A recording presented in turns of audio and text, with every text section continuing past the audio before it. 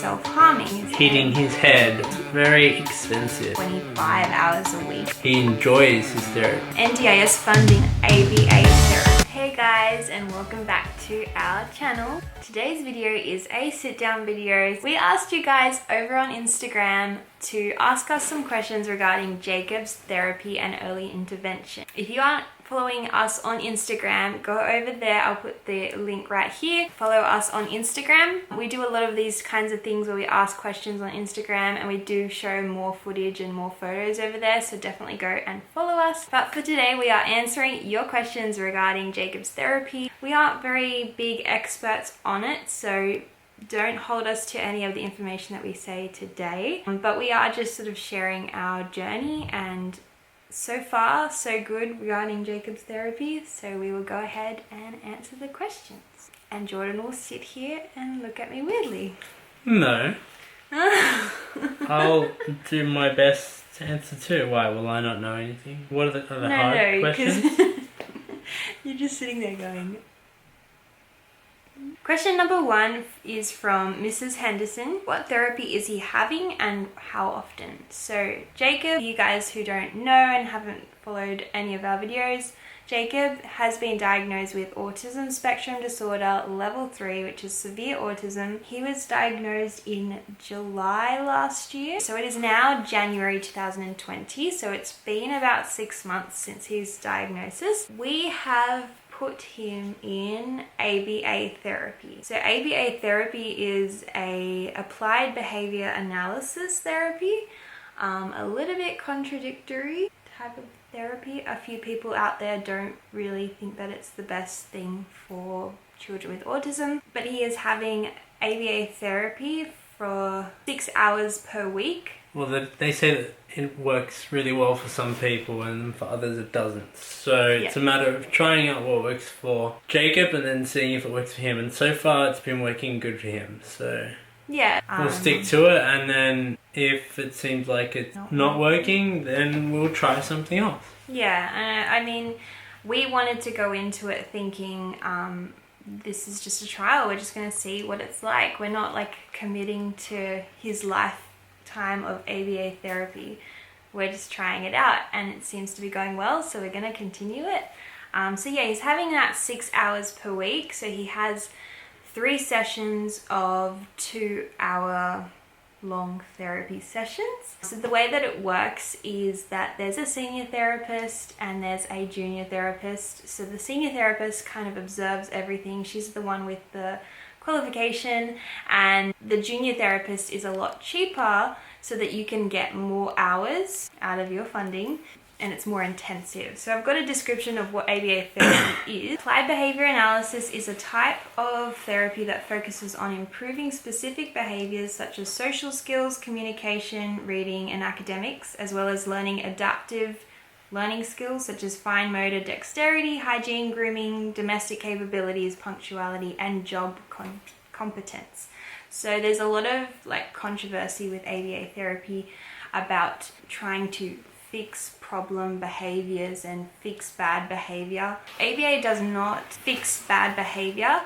It tries to help a person to gain independence, and if there are behaviors that are preventing them from gaining that independence, for example, Jacob is currently self-harming. When he has a meltdown, he hurts himself. So ABA therapy is trying to fix that behavior so that he doesn't hurt himself. He can release that aggression without banging his arm or hitting his head, or it helps him, well, hopefully will help him, because it hasn't yet.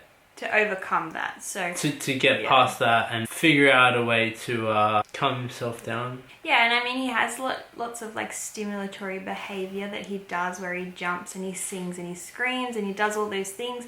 ABA therapy does not seek to get rid of those things, because those things help Jacob calm down. It just sort of helps to channel it, and he can still do those things. just get it out a different way. Like maybe he might wear a wristband or something, like to find something to help him other than hurting himself. Yeah, finding an alternate option. Question number 2 is from Alicia Judge. She asks, what made you choose ABA therapy? The way that we heard about ABA therapy was through YouTube, actually. I watch the channel Fathering Autism, and his daughter has ABA therapy, and that's where I first heard of ABA therapy. And then I did a further research into it, and I found the documentary that we watched. Yeah, and it showed to do results, like big results on some cases, and that's why we wanted to give it a shot. Yeah, it was like a documentary of a school in the UK who solely did ABA therapy, and there was some big results with these kids, so that kind of like shifted our minds, and we were like, yeah, let's try it, like why not? And what made us choose it is because Jacob had been having speech therapy and occupational therapy before that, and to be honest, the frequency of it, like once a fortnight, once a week, it wasn't doing anything. I wanted a higher intensity. I wanted him to be practicing these skills, and and ABA does that. We're gonna be upping those hours as well. Like, also they said to not start too intense out of nowhere. He enjoys his therapy. Oh yeah, he does. He's happy after his therapy. That's one of the questions. So if it was too much at once, then maybe it might have pushed him away, and he would have hated when he was getting his therapy. So that's why, well, not the only reason why, but it's a big part of why we started with 6 hours, and now we're going to go for an increase because it's going well. Yeah, it's recommended that he gets 25 hours a week 20 of plus. ABA The therapy. more the better. Yeah, and I think having speech and OT, I think they're amazing programs and they suit certain kids, but NDIS funding only allows you to do that once a fortnight. He can hear us. Yeah, he's in bed but can hear us. Can hear you. He's singing. However, with NDIS funding, we can only get 6 hours a week of ABA therapy. So we're putting an appeal in, and we're hoping to get more funding this year so we can up the hours. Because it's very expensive. Well, pretty much it adds up. Like everything being done for Jacob is gonna end up being more expensive than your average child. Like, it's gonna be a lot harder to toilet train Jacob. It's gonna be a lot harder to keep Jacob clean. It's gonna, like, every little thing in day-to-day life is that little bit harder for him. It's harder for him and for us. Yeah. So. Obviously, like, Jacob's the one that has the biggest thing to deal with. Our burden's nothing compared to his. He just needs this extra support to do so, and to keep happy. And we're hoping to get that extra support. So. Yeah. Please, NDIS. For people that don't know what NDIS is. Oh, that's one of the questions in here. I thought, like, if I was watching this video, I'm like, what the hell is NDIS? Definitely wouldn't know what it is. Well, NDIS is our National Disability Insurance Scheme. So it's basically the funding that you get if your child has a disability. Or if you have a disability. It's not just children. Well, yeah, that's everyone. It's a recent initiative. It's only been out maybe like 5 years, and it's person-centered. So you get to choose where your funding goes. So Jacob, no, you can choose to have it be self-funded, and that's what we're doing. But you can have it managed. No, you can choose where it goes. No, I know you can choose, but you can choose to have like an assist, right?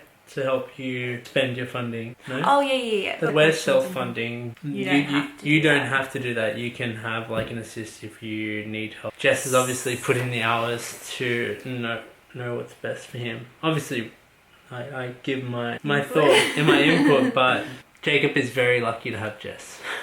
That was one of the questions in here. I might as well answer it now. Is, do you manage your plan? And I assume that meant, do you self-manage your NDIS plan, or do I self-manage Jacob's NDIS plan? And yes, I do. I think it's completely the easiest thing that I've ever done, self-managing his plan, and I wouldn't have it any other way. I don't want anyone else messing around with anything. I don't want to only use registered providers. I want to be able to choose everything. So what goes where? Yeah, especially because we're not using NDIS registered providers. So I didn't want to go with the agency managed method. Anyway, I think that I might make a whole other video on the NDIS because it is such a huge topic.